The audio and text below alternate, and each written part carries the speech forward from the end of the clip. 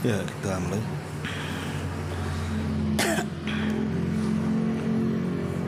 Bismillahirrahmanirrahim. Assalamualaikum warahmatullahi wabarakatuh.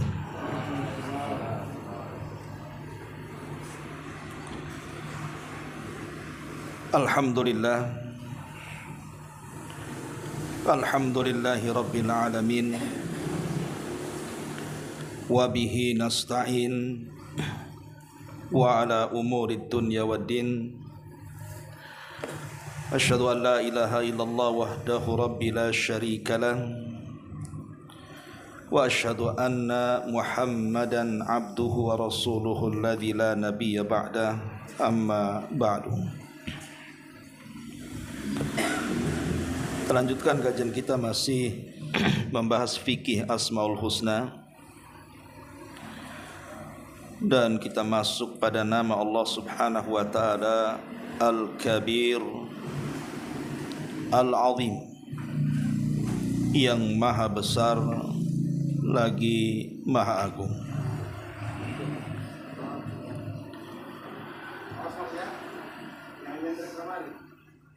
Ma'asyiral muslimin wal muslimat rahimakumullah. Bicara tentang dua nama Allah Subhanahu wa taala, Al-Kabir dan juga Al-Azim, bicara tentang nama Allah yang sangat mulia. Dan yang dimaksud Al-Kabir adalah Al-Azim, alladzi kulla syai'in duna. Jadi Al-Kabir adalah Al-Azim, sesuatu yang sangat agung, di mana segala sesuatu berada di bawahnya. Wala a'zama minhu, dan tidak ada yang lebih agung, lebih besar dibandingkan Allah Subhanahu wa ta'ala.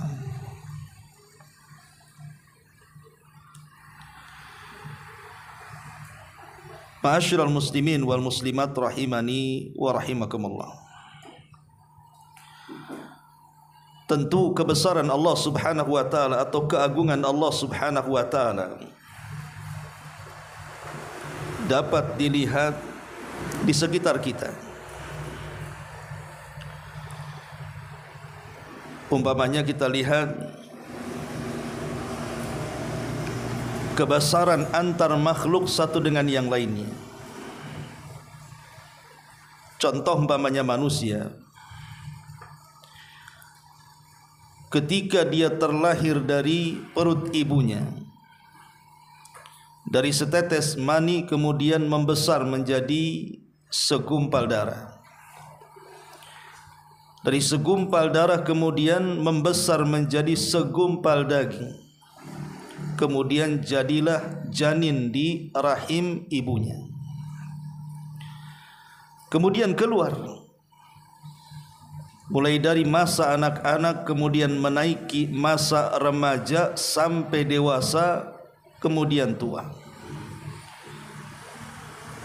Artinya manusia ini dari setetes mani sampai menjadi manusia berangsur dari kecil menjadi besar. Tetapi dibandingkan dengan langit yang ada di atas sana, tentu langit lebih besar dibandingkan manusia. Makanya Allah Subhanahu wa taala mengatakan, a antum asyaddu khalqan amis sama banaha. Apakah engkau manusia lebih sulit penciptaannya dibandingkan langit yang telah dibangun Allah Subhanahu wa taala? Artinya di atas kebesaran manusia ada yang lebih besar dibandingkan mereka, makhluk Allah yang lainnya. Bahwa langit jauh lebih besar dibandingkan kita makhluknya.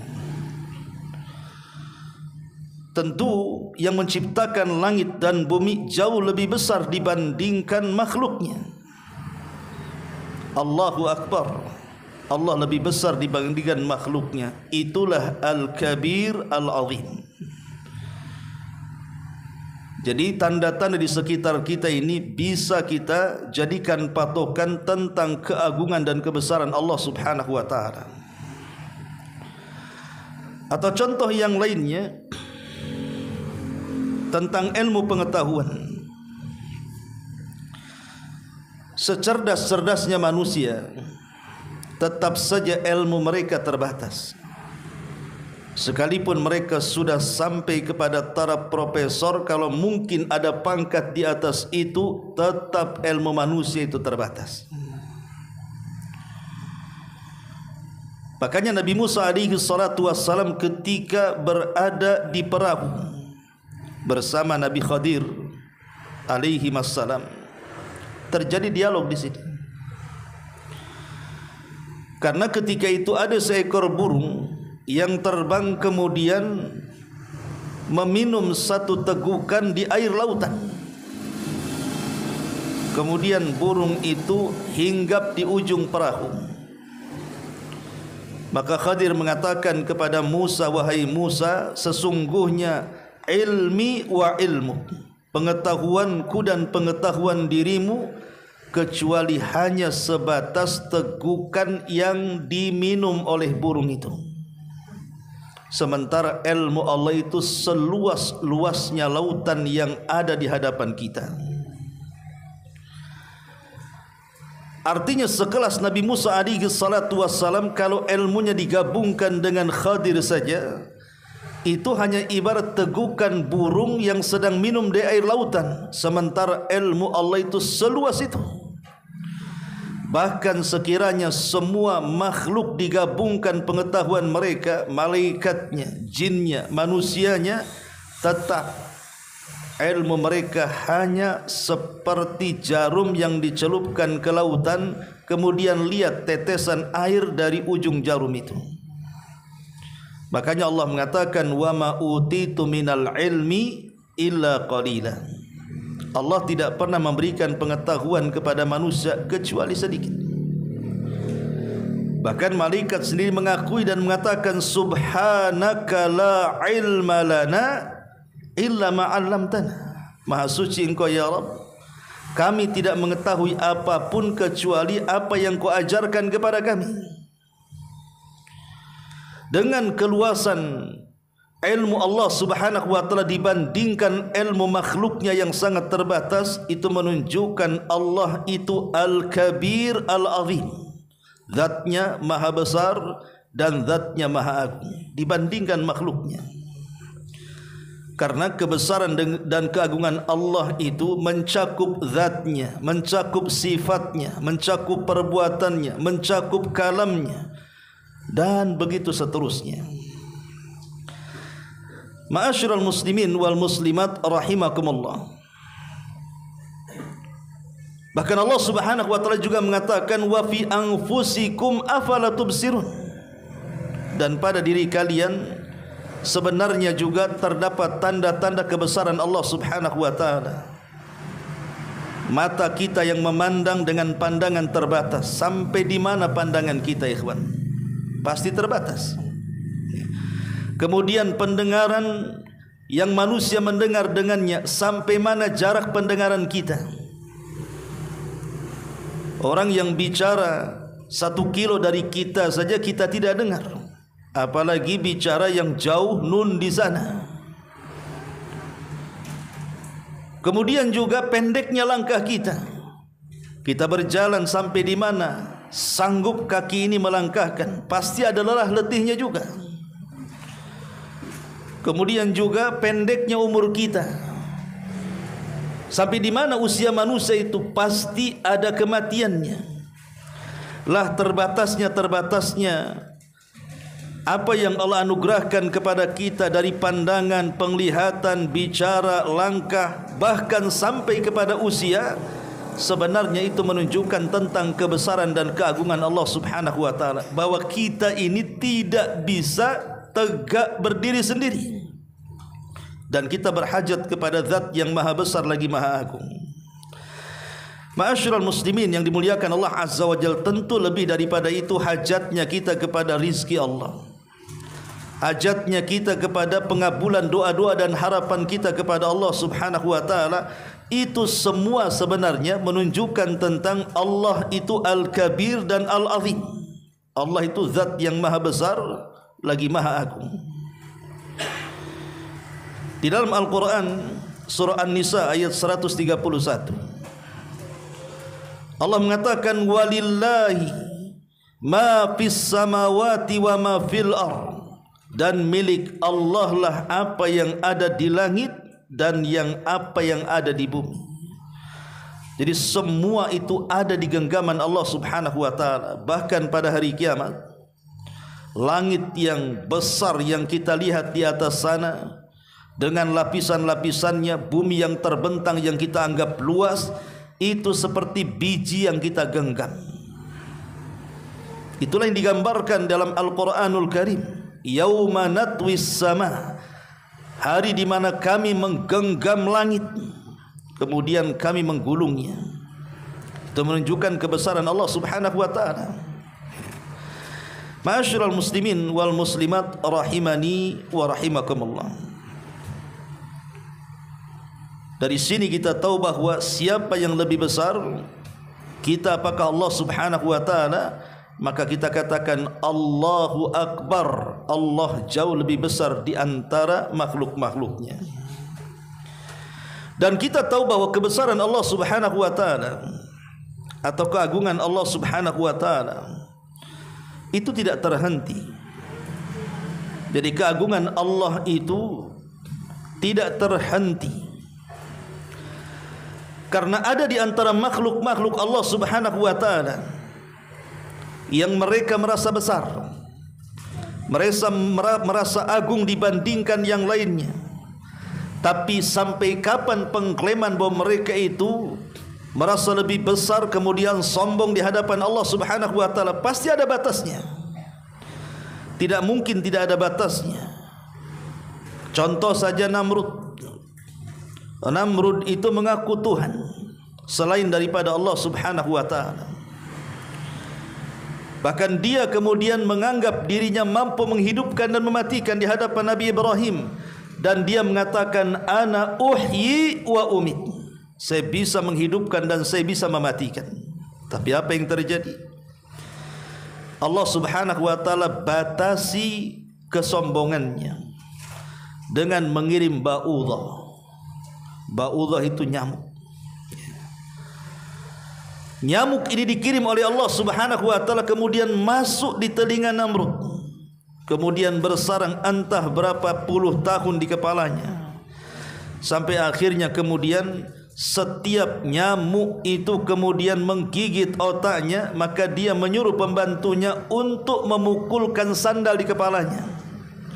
Dan itu dilakukan setiap hari. Akhirnya Namrud pun gegar otaknya, kemudian meninggal gara-gara seekor nyamuk. Mana kebesaran Namrud? Mana kesombongan Namrud? Tidak ada lagi. Karena memang yang akbar itu hanya Allah. Yang berhak sombong itu hanya Allah. Makanya kenapa Nabi SAW mengatakan, ketika Allah Subhanahu wa taala berfirman dalam hadis qudsi, al-kibriya'u ridai, sombong itu adalah jubahku, wal 'azamatu izari, sementara keagungan adalah pakaianku. Faman naza'ani wahidan minhuma adkhaltuhu jahannam, maka siapa yang mencabut dariku salah satu dari keduanya, maka ku masukkan ia ke dalam jahannam. Karena memang Al-Kabir dan Al-Azim itu adalah nama Allah. Tidak boleh ada orang yang sombong, tidak boleh ada yang merasa besar di hadapan Allah Subhanahu wa taala. Kalau itu terjadi, maka Allah Subhanahu wa taala pasti akan menyiksanya, tidak di dunia, di akhirat. Lihat Firaun. Dia sombong di hadapan Nabi Musa dan rakyat Mesir dan mengatakan, "Alaysa li mulku Misra?" Bukankah Mesir itu di bawah telapak kakiku, kata Firaun. Bahkan seluruh sungai-sungai dan lautan juga berada di bawah kakiku. Dengan sombongnya dia mengatakan seperti itu. Kemudian dia membuat konspirasi dengan Haman.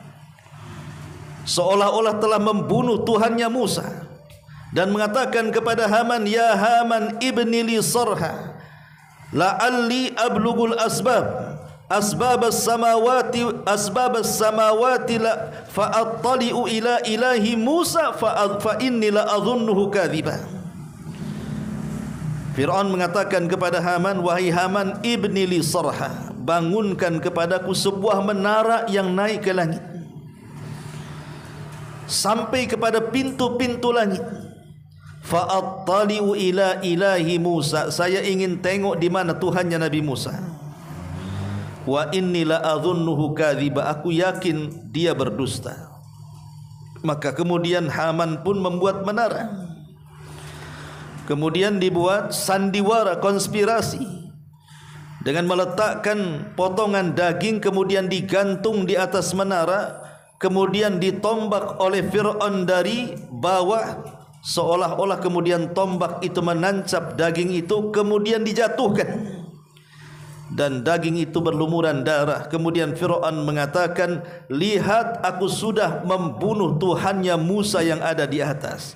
Sekarang tidak ada Tuhan yang lebih tinggi dibandingkan diriku. Maka dia mengatakan, ana rabbukumul a'la, saya Rabb kalian yang paling tinggi. Malakum ma'alimtu min ilahin ghairi, aku tidak tahu ada Tuhan selainku, kata Fir'aun. Lihat, ketika Fir'aun di atas kesombongannya mengambil kehususan Allah bahwa kesombongan adalah selendang Allah, bahwa keagungan adalah jubahnya Allah, apa yang terjadi? Allah kirimkan berbagai macam bencana kepada Fir'aun untuk melepaskan kesombongannya. Turun kutu di mana-mana, turun kodok di mana-mana, turun belalang di mana-mana, darah di mana-mana, badai ke mana-mana. Tetapi Fir'aun ini juga tidak juga kunjung sadar dari kesombongannya, sampai pada waktunya ketika dia berada di tengah-tengah lautan, Allah subhanahu wa ta'ala perintahkan lautan untuk menenggelamkannya. Baru sadar siapa dirinya, dia pun mengatakan, amantu bima amanat bihi Banu Israel, aku beriman dengan apa yang diimani Bani Israel. Tapi Allah mengatakan, al-an, sekarang wahai Fir'aun engkau beriman. Ma'asyiral muslimin yang dimuliakan Allah subhanahu wa ta'ala, lihat, ketika seseorang kemudian merampas yang merupakan hak rububiyah Allah subhanahu wa ta'ala, maka Allah subhanahu wa ta'ala akan mengazab siapapun yang merampas kesombongannya, yang merampas keagungannya. Karena Al-Kabir dan Al-Azim itu adalah ismun min asma'illah, dia nama dari nama-nama yang merupakan kekhususan bagi Allah subhanahu wa ta'ala. Ma'asyiral muslimin yang dimuliakan Allah subhanahu wa ta'ala, siapa lagi yang seperti mereka berdua, Namrud dan Fir'aun? Dahulu di zaman Nabi SAW ada kerajaan namanya Persia, rajanya disebut Kisra. Ketika Nabi SAW memberikan surat kepada Raja Kisra ini, tiba-tiba surat itu kemudian dirobek. Maka Nabi SAW mendengar tentang robekan surat itu. Kemudian Nabi berdoa kepada Allah subhanahu wa ta'ala, sebagaimana dia telah merobek suratku, maka semoga Allah merobek kekuasaannya. Kisra marah dengan surat itu.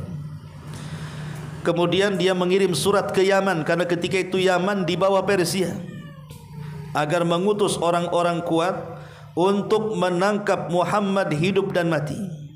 Maka diutuslah beberapa utusan dari Yaman datang menemui Nabi SAW. Setelah berjumpa, Nabi bertanya, siapa yang mengutus kalian? Maka mereka mengatakan, Rabbi, Tuhanku. Mereka menganggap Raja Kisra itu Tuhan mereka.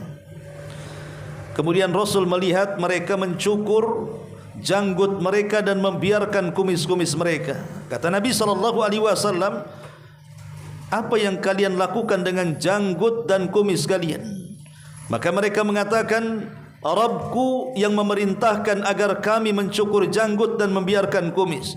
Maka Rasul mengatakan bahkan Rabbku yang memerintahkan untuk sebaliknya, membiarkan janggut dan mencukur kumis. Kemudian Nabi SAW mengatakan tujuan mereka. Maka mereka mengatakan kami diutus oleh Rabbku untuk membawamu.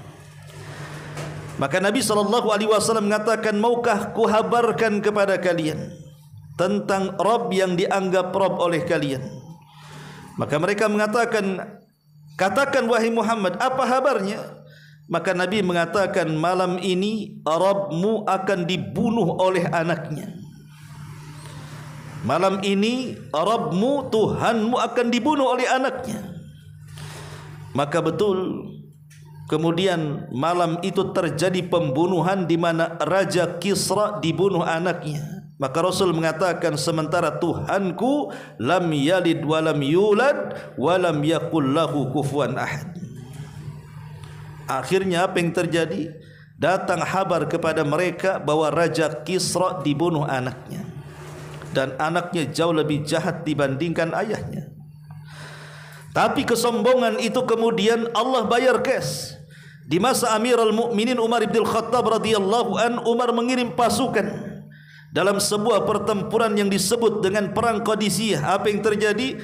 Umar meruntuhkan kerajaan Persia sampai ke akar-akarnya, dan tidak akan bangkit Persia sampai hari ini, bahkan sampai kiamat dibangkitkan. Walaupun Iran berusaha membangkitkan negara Persia ini dengan mengatasnamakan kecintaan mereka kepada ahli bait, maka mereka sesungguhnya sedang menipu. Karena kecintaan mereka kepada ahli bait itu justru tipu-tipuan belaka. Karena kalau seandainya mencintai ahli bait, tentu harus mencintai keluarganya juga, istri-istrinya juga, sahabat-sahabatnya juga. Tapi apa yang terjadi? Mereka melaknat Abu Bakar dan mengatakan taugut. Mereka melaknat Umar dan mengatakan taugut. Mereka melaknat Aisyah yang merupakan istri Rasul dan dikatakan pezina, dan begitu seterusnya. Persia tidak akan muncul sampai kiamat karena sudah merobek surat Nabi SAW. Beda dengan Romawi. Kalau Romawi menghormati surat itu dan meletakkan di kotak khusus, makanya Romawi akan tetap ada sampai hari kiamat. Ma'asyiral muslimin rahimakumullah. Atau contoh yang lain juga, dahulu di Yaman itu ada negara namanya Najran, dipimpin oleh orang namanya Dhunwas, ngaku Tuhan juga. Dia sombong di hadapan rakyatnya sampai terjadi pembakaran 20.000 orang Nasrani di zaman itu dibakar hidup-hidup. Dan itu digambarkan dalam surah di dalam surah Al-Quranul Karim, yang Allah katakan kutila ashabul uhdud an-nari dhatil waqud. Kutila ashabul uhdud, dilaknatlah orang-orang yang membuat parit-parit api itu. Siapa mereka ashabul uhdud? Mereka adalah Dhunwas dan para penggawanya yang membakar orang-orang yang beriman dari kalangan Nasrani. Dan ketika itu memang Nasrani agama yang paling benar, karena Islam belum ada. Tapi apa yang terjadi? Allah lunturkan kesombongan Dhunwas dengan dikirim pasukan dari Ethiopia. Turunlah pasukan besar dipimpin Abrahatul Asram dan juga Riyadh, kemudian membunuh Dhunwas, raja yang zalim, yang sombong yang ada di Najran itu. Begitulah Allah Subhanahu wa taala tidak suka dengan orang-orang yang sombong, ikhwan.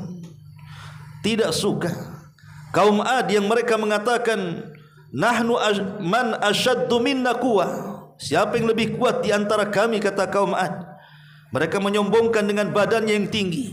Mereka menyombongkan dengan kotanya yang dipenuhi dengan emas. Bahkan mereka bisa membuat istana-istana dipahat dari bebatuan. Tidak ada kota dan orang seperti kaum Ad. Sampai Allah katakan lam yukhlaq mithluha fil bilad.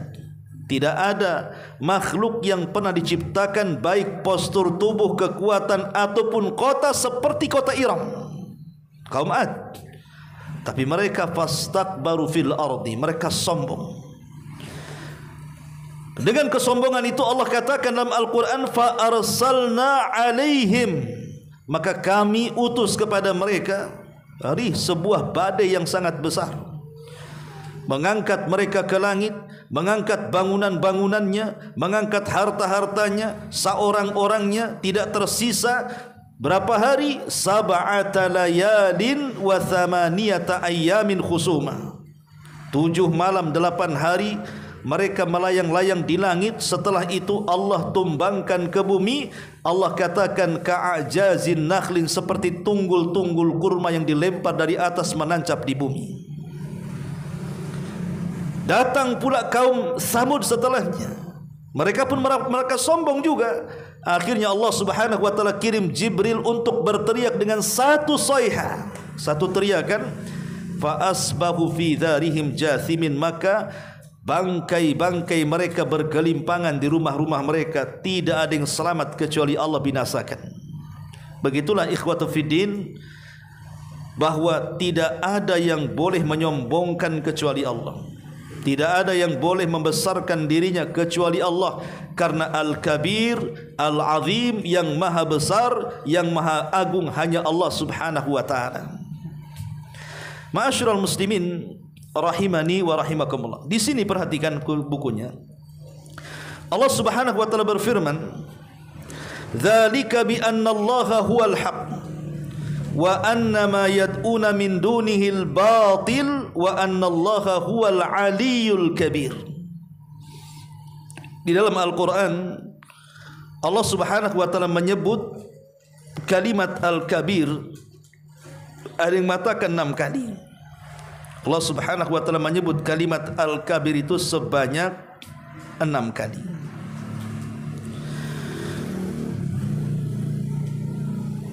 Di antaranya surah Ar-Ra'd ayat 9. Kemudian di sini surah Luqman ayat 30. Kemudian surah Ghafir ayat 12. Kemudian Al-Baqarah 255 dan Al-Haqqah 52. Afwan, di sini kalimat ini Al-Azim, Al-Kabir, surah Ghafir ayat 12, kemudian As-Saba ayat 23, Al-Hajj ayat 62, Ar-Ra'd ayat 9. Ini di antara ayat-ayat yang menjelaskan tentang nama Allah Al-Kabir. Beliau mengatakan di sini, Al-Kabir Al-Azim adalah zat yang memiliki kebesaran serta keagungan sebagai sifatnya. Allah berfirman dalam hadis qudsi, kebesaran adalah bajuku, keagungan adalah sarungku. Artinya kesombongan itu adalah jubahku, sementara keagungan adalah sarungku. Barang siapa yang menyaingi aku dalam kedua hal tersebut, maka aku akan masukkan ia ke dalam api neraka. Yang tadi saya sudah katakan, al-kibriya ridai wal 'azamatu izari, faman naza'ani minhuma adkhaltuhu jahannam. Kebesaran, kesombongan itu hanya milik Allah. Maka jangan pernah sombong, karena sombong itu hanya kepunyaan Allah.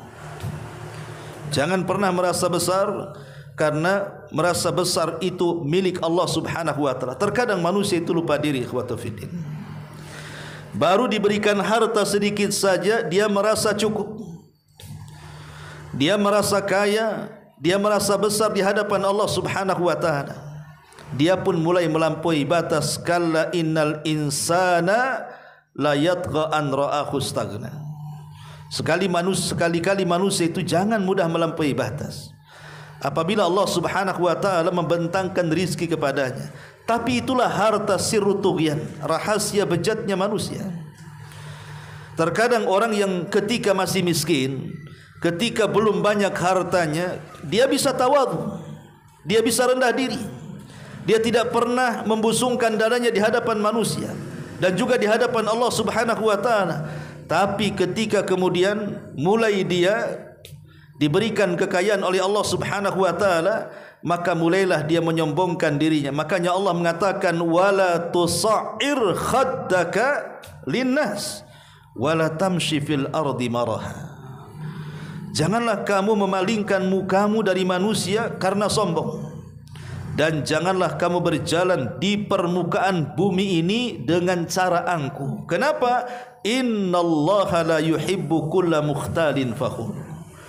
Karena Allah Subhanahu wa taala tidak suka dengan orang yang sombong lagi suka membangga-banggakan dirinya. Karena kesombongan itu milik Allah, kebanggaan itu milik Allah. Kekayaan yang kita miliki terbatas. Sekaya apapun kita, ada yang lebih kaya lagi di sana. Bahkan yang di sana kaya pun ada yang lebih kaya lagi di sana. Bahwa langit itu di atasnya pasti ada langit. Lalu apa yang disombongkan? Tidak boleh menyombongkan dengan kekayaan. Atau terkadang ketika orang diberikan jabatan saja, baru menjabat, terkadang jabatan itu melalaikan dirinya, akhirnya menyombongkan dengan jabatannya kan. Dia menindas orang-orang yang di bawahnya. Terkadang dia menyikut sebelah kiri kanannya, menginjak atas dan menyundul atasnya, dan begitu seterusnya. Ini terjadi di antara manusia itu. Coba sebelum dia dipilih, contoh sajalah anggota dewan. Ketika dia belum dipilih, datang ke antum kayak orang ngemis. Ngemis suara. Tolong pilih aku. Terkadang saking ngemisnya sampai bagi-bagikan sembako tuh. Sampai ada serangan, bukan serangan fajar saja, serangan duha, serangan siang, serangan malam, diserang semuanya. Ya. Belum jadi itu. Kalau sudah jadi, jangankan kita, Allah aja dilupakan dia. Itu baru dikasih jabatan tuh. Ya. Kadang-kadang seperti itu. Kemudian datang pula kabar dia akan dipecat atau akan dipindah dari tempat basah ke tempat kering, demamnya 1 bulan. Lah ini kan ujian dari Allah Subhanahu wa taala. Terkadang orang itu tidak tahu diri ketika dia susah, kemudian senang ketika belum menjabat, ketika dia menjabat sama-sama kemudian melupakan dirinya.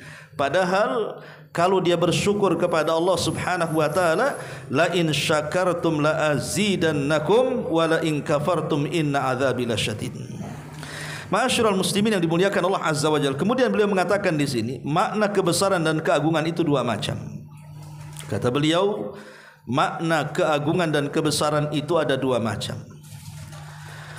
Maknanya kembali kepada sifatnya, dan bahwasanya semua makna keagungan dan kebesaran seperti kekuatan, kemuliaan, kesempurnaan kekuatan, keluasan ilmu, kesempurnaan pujian dan selainnya dari sifat-sifat keagungan dan kebesaran, itu semua menunjukkan bahwa Allah itu Al-Kabir Al-Azim. Di antara keagungannya adalah keberadaan langit dan bumi yang di tangan Allah seperti sebiji sawi yang ada di tangan salah seorang di antara kalian. Perhatikan firman Allah ini yang menunjukkan bagaimana Allah itu Al-Kabir Al-Azim. Allah mengatakan, wa ma qadarullaha haqqa qadri. Dan mereka tidak pernah mengagungkan Allah dengan sebenar-benar pengagungan. Wal ardu jami'an qabdhatuhu yaumal qiyamah was samawat matwiyatun biyamini subhanahu wa ta'ala amma yusyrikun. Padahal bumi seluruhnya dalam genggamannya pada hari kiamat, dan juga langit digulung dengan tangan kanannya. Maha suci dia, dan Allah maha tinggi dia dari apa yang mereka persekutukan. Lihat bagaimana kebesaran Allah Subhanahu wa ta'ala nanti pada hari kiamat, ketika Allah Subhanahu wa ta'ala kemudian memusnahkan seluruh makhluk-makhluk yang berakal. Allah wafatkan para malaikat, Allah binasakan kalangan jin, Allah matikan seluruh manusia. Kemudian Allah Subhanahu wa ta'ala hancurkan alam semesta selama 40, bisa 40 hari, bisa 40 bulan, bisa 40 tahun, wallahu a'lam. Abu Hurairah radhiyallahu anhu hanya menyebutkan di angka 40, dan ketika ditanya maksud 40, dia mengatakan fa'abaitu, aku enggan menjawabnya.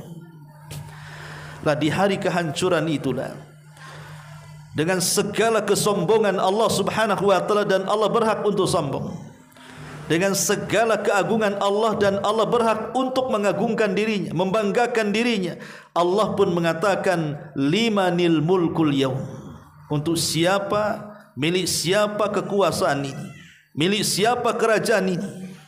Tidak ada yang menjawab, karena tidak ada makhluk kecuali dibinasakan. Kullu man 'alaiha fan. Semua makhluk dibinasakan. Maka Allah Subhanahu wa taala menjawab pertanyaan dirinya sendiri dan mengatakan lillahil wahidil qahhar, bahwa ini semua adalah milik Zat yang Maha Esa dan Maha mampu melakukan segalanya. Maka ketika itulah Allah menggulung langit seperti menggulung kertas, dan Allah letakkan bumi di genggamannya. Siapa yang lebih besar dibandingkan Allah Subhanahu wa taala? Jangankan itu, antum naik pesawat, nampaklah kota Batam ini besar kalau kita keliling menggunakan sepeda motor atau mobil itu. Ketika kita naik beberapa ketinggian dari arah laut pesawat itu, mulailah nampak bandara itu kecil. Naik lagi pesawat makin kecil lagi. Naik lagi ke atas makin tak nampak pula tu Pulau Batam tu. Makin kecil kalau dilihat dari atas kan. Kalau pulaunya tidak kelihatan, macam mana pula kita di situ? Mau nampak batang hidung kita, pulaunya saja enggak kelihatan. Ya. Makanya Nabi SAW ketika mempermisalkan bumi, besarnya bumi dengan besarnya langit itu, kata Nabi SAW, kalau engkau ingin tahu besaran langit dibandingkan besaran bumi, datanglah kau ke padang pasir, ambil cincin yang ada di tanganmu, letakkan di tengah padang pasir. Maka cincin itu buminya, padang pasir itu langitnya, kata Allah, kata Nabi SAW. Tapi kalau kalian ingin tahu berapa besarnya kursi Allah Subhanahu wa taala dibandingkan langit dan bumi, lakukan hal yang sama. Datang ke padang pasir, letakkan cincin di tengah-tengahnya, maka cincin itu langit dan bumi, dan kursi Allah itu adalah padang pasir yang tidak bertepi. Di situlah Allah katakan wasi'at kursiyuhus samawati wal ard, bahwa kursinya Allah itu meliputi langit dan bumi. Macam mana dengan arus Allah Subhanahu wa taala? Tentu arus jauh lebih besar dibandingkan kursi, dibandingkan langit dan bumi. Macam mana dengan yang menciptakan itu semua? Allahu Akbar. Allah jauh lebih besar dibandingkan makhluk-makhluknya. Ini makna yang pertama. Makna yang kedua kata beliau, yaitu tidak ada yang berhak untuk diagungkan, untuk dibesarkan, untuk dimuliakan, untuk dipuji kecuali Allah. Oleh karena itulah Dialah yang layak untuk para hambanya mengagungkannya dengan hati-hati mereka, lisan-lisan mereka, amal perbuatan mereka. Yang demikian itu dengan mencurahkan kesungguhan mereka dalam mengenal, mencintai, merendahkan diri, dan tentunya takut kepada Allah Subhanahu wa ta'ala. Lah di antara bentuk mengagungkan Allah adalah dengan mentaatinya dan tidak memaksiatinya, dengan mengingatnya dan tidak melupakannya, serta mensyukurinya dan tidak mengkufurinya. Di antara bentuk mengagungkan dan memuliakan Allah pula dengan tunduk kepada perintah syariat, hukum-hukumnya, serta tidak memprotes sedikit pun dari ciptaan maupun syariatnya. Dan di antara bentuk pengagungan Allah adalah dengan mengagungkan yang diagungkan olehnya, yang dimuliakan olehnya, baik itu waktu, tempat seseorang atau amal perbuatan. Inti ibadah adalah pengagungan Allah yang maha menciptakan dan maha memuliakan. Oleh karena itu disyariatkan takbir ketika salat, baik pada awalnya maupun perpindahan gerakannya, agar seseorang hamba benar-benar menjiwai makna pengagungan kepadanya dalam bentuk yang merupakan semulia-mulianya ibadah. Ma'asyiral muslimin yang dimuliakan Allah Subhanahu wa ta'ala, makna yang kedua ini menjelaskan tentang pengaruh. Kalau kita sudah tahu bahwa tidak ada yang lebih akbar, lebih besar, tidak ada yang lebih agung dibandingkan Allah Subhanahu wa ta'ala, lalu apa pengaruhnya? Pengaruh pada diri kita itu, kita sudah tahu tidak ada yang lebih besar dibandingkan Allah, tidak ada yang lebih agung dibandingkan Allah. Lalu apa pengaruhnya? Pengaruh kepada kita itu apa? Karena kita mempelajari nama-nama Allah Subhanahu wa ta'ala itu bukan hanya sekedar menghafal 99 nama kemudian dinyanyikan seperti yang kita dengar di masjid-masjid. Ada orang yang menyanyikan Asmaul Husna kan begitu, tapi ketika ditanya maknanya tidak paham, sampai kepada apakah sudah mentadaburinya pun tidak paham.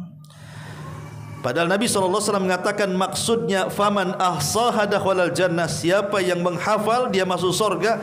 Bukan hanya sekedar menghafal, kalimat ahsa itu artinya juga memahami dan mengamalkan.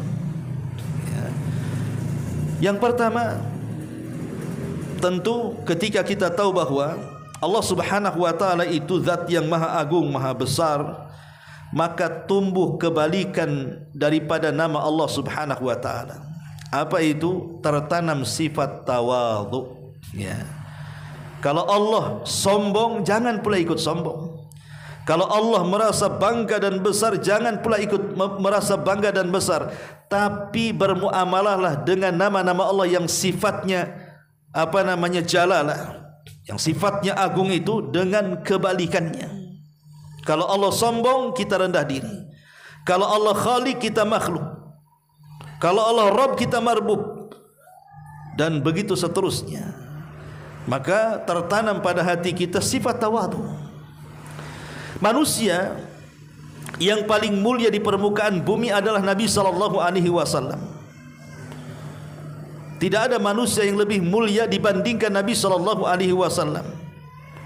Dan kalau memang dia ingin membanggakan dirinya, dibandingkan Fir'aun lebih berhak, dibandingkan Namrud lebih berhak, dibandingkan raja-raja dunia lebih berhak. Tapi Nabi SAW tidak pernah menyombongkan dirinya. Dia tetap tawadhu, dia tetap rendah diri. Bahkan ketika Allah Subhanahu wa taala memilih kepada Nabi SAW untuk hidup dengan bergelimang harta dunia, ataukah memilih kematiannya dan kembali kepada Allah Subhanahu wa taala, Rasul memilih meninggal kembali kepada Allah dibandingkan diberikan dunia dan isinya. Karena kita tahu ma indallahi baqin, apa yang di sisi Allah itu pasti tetap. Wa ma indakum yanfudu, tapi apa yang di sisi kita pasti hilang. Itulah kerendahan Nabi SAW. Sampai satu hari Umar itu masuk menemui Nabi SAW karena mendapatkan kabar bahwa Nabi menceraikan istri-istrinya karena sebuah kes rumah tangga. Maka Nabi sampai kemudian tidur di sebelah kandang kuda. Dia tidak mau pulang ke rumah istri-istrinya karena merasa istri-istrinya sudah menyakiti dirinya. Maka tersiarlah Rasul itu menceraikan istri-istrinya. Maka sebagai mertua Umar bin Khattab takut kalau salah satu yang diceraikan Nabi adalah putrinya Hafsah. Maka dia datang menemui Nabi SAW. Ketika itu Rasul mengizinkan masuk. Umar pun menangis karena Rasul sedang berbaring dan pelepah kurma menjadi lantainya. Otomatis kemudian garis-garis di pundak dari pelepah kurma itu kemudian nampak di punggung Nabi SAW. Maka Umar mengatakan, ya Rasulullah, lihat orang-orang Persia dan rajanya itu, bagaimana mereka diagungkan di istana. Lihat Romawi dan rajanya, betapa agungnya mereka di istana, dimuliakan dan diagungkan. Lihat kemudian Raja Mesir Muqawqus, lihat pula Raja Ethiopia dan begitu seterusnya. Sementara engkau berhak daripada mereka. Umar menangis, harusnya engkau seperti mereka. Tapi Nabi SAW mengatakan, wahai Umar, redhakah engkau bahwa itu semua kita dapatkan di dunia dan tidak didapatkan di akhirat? Tentu tidak. Tujuan kita akhirat bukan dunia. Begitulah tawadhunya Nabi SAW sehingga sifat ini berakar dan berurat kepada Umar. Saat kemudian Persia jatuh ke tangan kaum muslimin, kemudian Abu Ubaidah Ibnul Jarrah meminta Umar mengambil kunci daripada Baitul Maqdis. Umar menggunakan pakaian jubah yang dipakai berjalan dari Madinah sampai ke Palestina, tidak berganti pakaian dan sudah robek. Kemudian Abu Ubaidah mengatakan, ya Amirul Mukminin, sebaiknya kau ganti pakaian supaya kau menambah aura kegagahanmu, aura karismatikmu, karena engkau akan mengambil kunci dari Baitul Maqdis. Maka Umar radhiyallahu mengatakan kepada Abu Ubaidah, ya Abu Ubaidah, innallaha a'azzana bil Islam, wa man ibtagha al-izzata bighairi ma a'azzana Allah adhallana Allah. Wahai Abu Ubaidah, Allah sudah memuliakan kita dengan Islam loh, bukan dengan pakaian. Allah memuliakan kita dengan Islam, bukan dengan kendaraan. Allah memuliakan kita dengan Islam, bukan dengan rumah yang megah. Maka Umar bin Khattab mengatakan, siapapun yang mencari kemuliaan di luar dari kemuliaan Allah, Allah hinakan dia. Pasti Allah hinakan dia. Lihat tawadhunya Amirul Mukminin Umar bin Khattab. Itu semua pendidikan Nabi SAW. Karena mereka tahu siapa yang berhak menyombongkan dirinya hanyalah satu-satunya zat Allah Subhanahu wa taala. Yang kedua, di antara asar keimanannya adalah tertanam al-khaufu minallah. Kalau Allah itu akbar dan yang lainnya kecil, kalau Allah itu agung dan yang lainnya rendah, maka harusnya tertanam pada hati kita ketakutan yang besar kepada Allah Subhanahu wa taala. Karena tidak ada yang lebih kuat dibandingkan Allah. Tidak ada yang lebih luas pengetahuannya dibandingkan Allah. Tidak ada kekayaan meliputi kekayaan Allah Subhanahu wa taala. Allah berhak mencabut kekayaan siapapun. Allah berhak menghukum siapapun. Allah berhak kemudian menimpakan bencana apapun. Karena Allah akbar dari semuanya.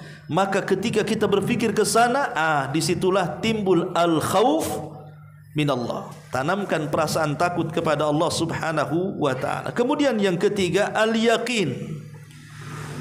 Timbul perasaan yakin. Timbul perasaan yakin. Bi annahu ma min mutakabbirin wa taghiyatin illa wa sayaqsimuhu Allahu azza wa jalla fid dunya wal akhirah.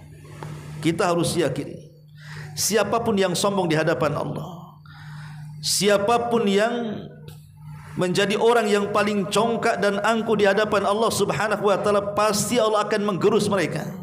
Pasti Allah akan mengazab mereka, tidak di dunia dan akhirat.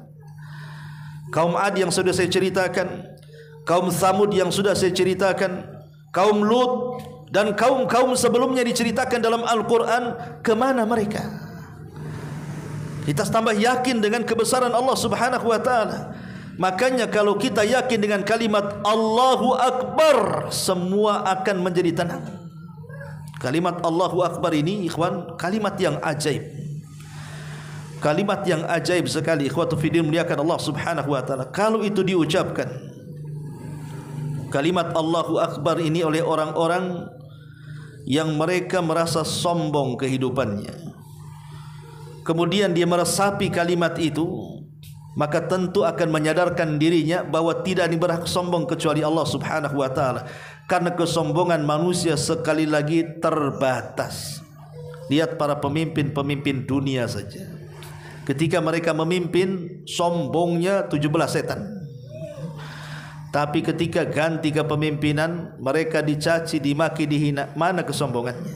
Enggak ada. Ya.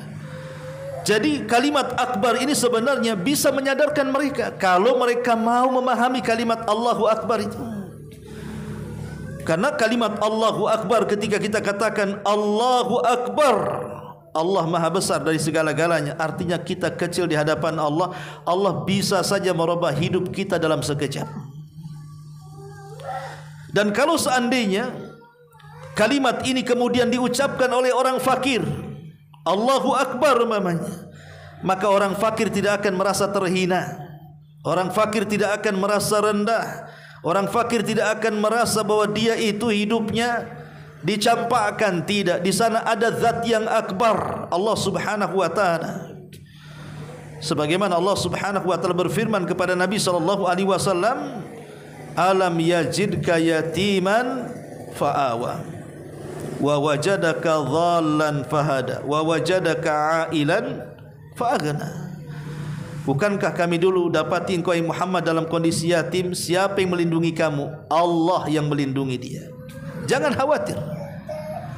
Kefakiran itu adalah ujian dari Allah Subhanahu wa taala. Tapi Allah Subhanahu wa taala zat yang maha adil dengan kebesarannya dan keagungannya. Karena kefakiran itu hanya sebatas dunia, ada batasnya, paling tinggi dihentikan dengan kematiannya. Kefakiran itu kan ada batasnya, paling tinggi dihentikan dengan kematiannya. Tapi di sana ada kehidupan yang jauh lebih besar dibandingkan kehidupan dunia. Itulah surga, hakikat kenikmatan yang sesungguhnya. Jadi orang fakir kalau mengatakan Allahu Akbar, kefakirannya tidak mungkin menyedihkan bagi kehidupannya. Kenapa? Allah Maha Besar, Allah Maha Agung. Allah akan ganti dengan yang lebih besar daripada yang ada di dunia. Dan kalau itu diucapkan, orang-orang yang sakit, orang-orang yang sehat, orang-orang yang sombong dan begitu seterusnya kemudian mau merenungkannya, tentu semua ada ibrah di balik kalimat takbir Allahu Akbar itu. Ma'asyiral muslimin wal muslimat rahimakumullah. Kemudian juga di antara athar yang bisa kita petik daripada kalimat Allahu Akbar. Allahu Akbar atau Allah itu Al-Kabir, Allah itu Al-Azim. Kebesaran Allah Subhanahu wa taala, kalimat kebesaran takbir atau ta'zim itu sebenarnya fitrah yang Allah fitrahkan kepada kita. Itu adalah fitrah yang Allah fitrahkan kepada kita. Ada sebuah hadis yang dikeluarkan Imam Muslim dari Anas bin Malik radhiyallahu anhu. Kana Nabi sallallahu alaihi wasallam yughiru idza tala al-fajr. Rasul itu kalau menyerang musuh, maka Nabi sallallahu alaihi wasallam akan menyerang di waktu terbit fajar setelah subuh. Rasul tidak pernah menyerang selain waktu ini. Rasul tidak pernah menyerang musuh itu pagi-pagi, duha, siang, sore, malam, tidak. Rasul kalau sudah mempersiapkan pasukan hendak menyerang sebuah negeri, maka Rasul akan menunggu terbitnya fajar. Kemudian subuh sambil mendengar di negeri itu ada suara adzan atau tidak. Makanya kata Nabi, kata Anas bin Malik radhiyallahu an, kana yastami'ul adzan.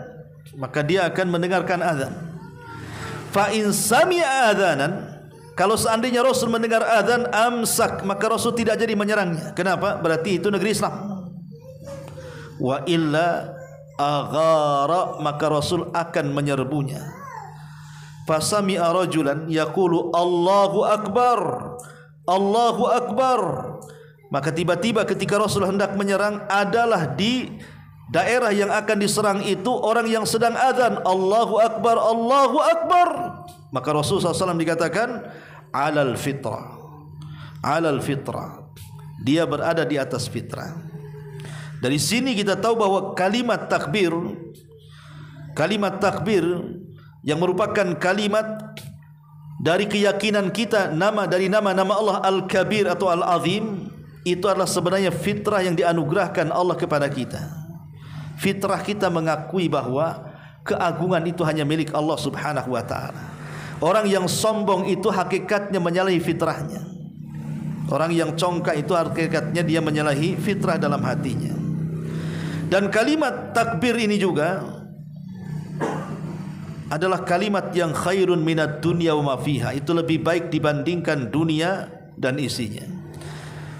Umar bin Khattab radhiyallahu anhu mengatakan, Allahu Akbar khairun minad dunya wa ma fiha. Kalimat Allahu Akbar itu lebih baik dibandingkan dunia dan isinya.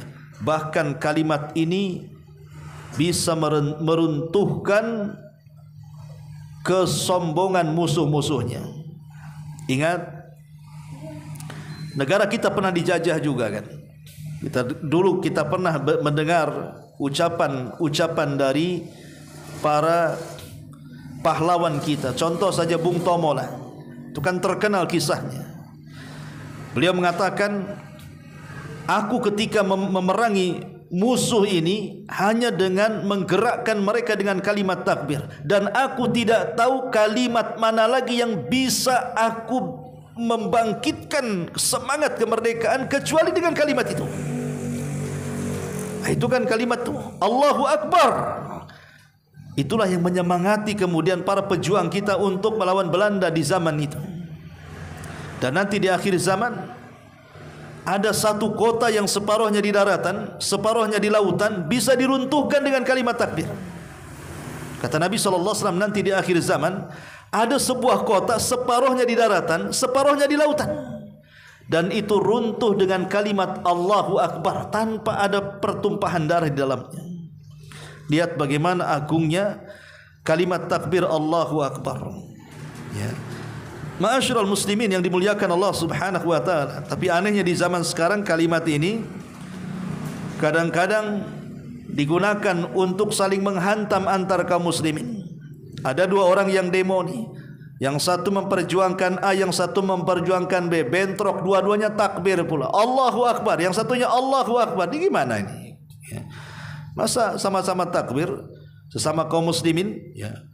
Ma'asyiral muslimin yang dimuliakan Allah Subhanahu wa taala, intinya bahwa kalimat al-kabir, al-azim adalah kalimat yang sangat agung sekali, dan itu di antara nama-nama Allah Subhanahu wa taala yang sangat dicintai Allah. Jadi kalau kita menyebut kalimat al-kabir ataupun al-azim, maka itu kalimat yang sangat dicintai Allah Subhanahu wa taala kalau kita gunakan untuk berzikir dengan kalimat itu. Makanya kenapa kalimat Allahu Akbar itu digunakan dalam salat. Allahu Akbar. Kemudian setelah salat di situ ada zikir, diulang lagi Allahu Akbar. Kemudian ketika kita menyembelih dalam kurban, kita katakan Allahu Akbar, Bismillah, Allahumma hadza minka wa laka. Kemudian ketika kita tawaf, maka kita menghadap Hajar Aswad dan mengatakan Bismillahi Allahu Akbar. Kemudian ketika kita melihat hilal masuknya Ramadan, kita mulai Allahu Akbar. Kemudian kita berdoa Allahumma ahillahu alaina bil amni wal iman, dan begitu seterusnya. Kemudian juga Allahu Akbar juga digunakan sebagai syiar ketika masuk Id, baik Idul Fitri ataupun Idul Adha. Walitukmilul iddata walitukabbirullaha ala ma hadakum. Sebagaimana Allah Subhanahu wa taala mengatakan walitukabbirullaha ala ma hadakum, hendaklah kalian mencukupkan bilangan dan mengagungkan, artinya membesarkan Allah Subhanahu wa taala. Bahkan di Idul Adha itu ditambah dengan hari-hari tasyrik lagi. Takbir muqayyad artinya dilakukan setelah salat wajib. Ya. Dan kalimat-kalimat takbir banyak. Apabila kita sedang naik dalam perjalanan menanjak, kita katakan Allahu Akbar. Ketika menurun subhanallah, kan begitu ya syariatnya. Dan banyak sekali tempat-tempat yang kita disunnahkan untuk bertakbir. Wallahu a'lam bishawab. Ini di antara penjelasan tentang nama Allah Subhanahu wa taala, Al-Kabir, Al-Azim. Sisanya antum baca sendiri, tapi khulasahnya sudah saya jelaskan. Insyaallah kalau antum baca akan paham. Baik, sampai di sini mudah-mudahan ada manfaatnya. Kita tutup dengan doa kafaratul majlis. Subhanaka bihamdika asyhadu an la ilaha illa anta astaghfiruka wa atubu ilaik. Allahu taala alam. Assalamualaikum warahmatullahi wabarakatuh.